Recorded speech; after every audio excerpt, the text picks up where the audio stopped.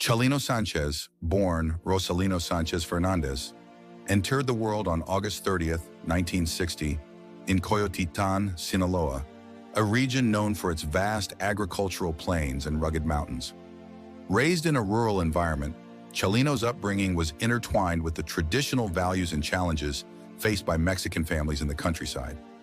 His father, a farmer, was a strong influence in his early years, instilling a sense of pride and connection to their heritage.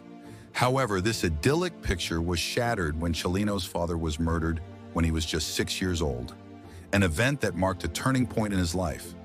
After his father's death, his family struggled, and at a young age, Chalino became aware of the harsh realities of life.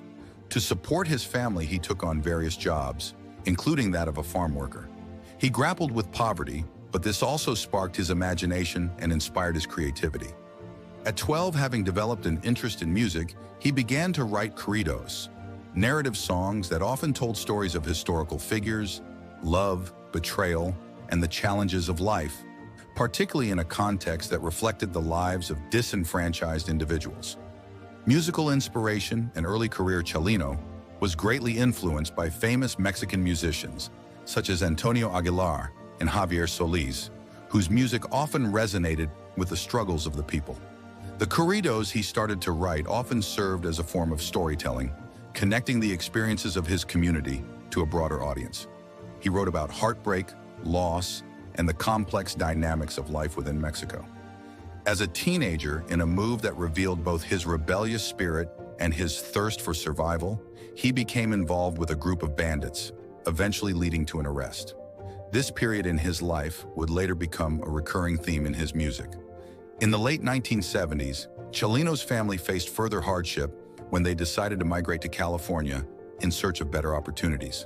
Settling in Los Angeles, he experienced culture shock, but he also found a thriving Mexican-American community that craved music that resonated with their experiences. In this new environment, Chalino took the stage at various parties and gatherings, quickly making a name for himself in the local band scene by singing and playing his corridos. His music often reflected the struggles of maintaining cultural identity while adapting to life in America. Rise to fame Chalino's big break came in the late 1980s when he recorded his first album. The song La Cumbia de los Pajaritos garnered significant attention, but it was El Crimen de Cuauhtémoc and Nieves de Enero that truly catapulted him into fame. These songs told gripping stories of love, fate, and crime, resonating with a wide audience across both sides of the border.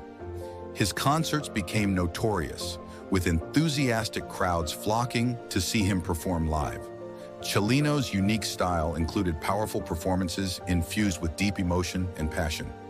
He had an uncanny ability to connect with his audience, often making them feel as though he was sharing their own stories.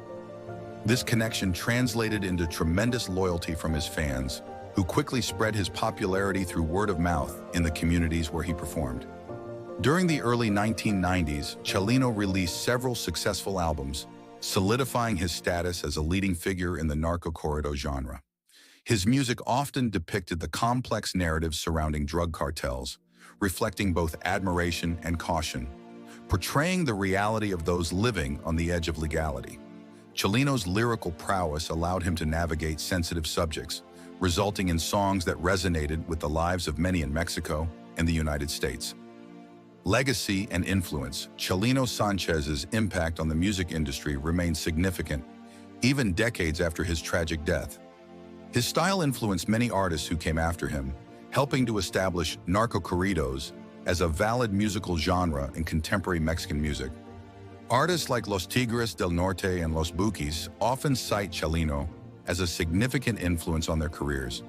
His life story and lifestyle choices also contributed to his mythos, resonating particularly with those who felt marginalized in society. Chalino became a symbol of the struggle, an artist who spoke to the realities of the working class, the poor, and the oppressed, making him not just a musician, but a cultural icon whose influences continue to this day.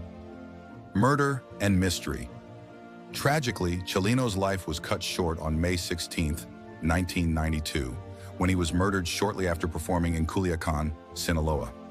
After his concert, he was kidnapped from a parking lot and later found dead, having been shot multiple times. His body was discovered with a note that suggested the involvement of powerful figures in the drug trade, indicating that threats made against him for his lyrics were more than mere rumors. The investigation into his murder was controversial, Achi,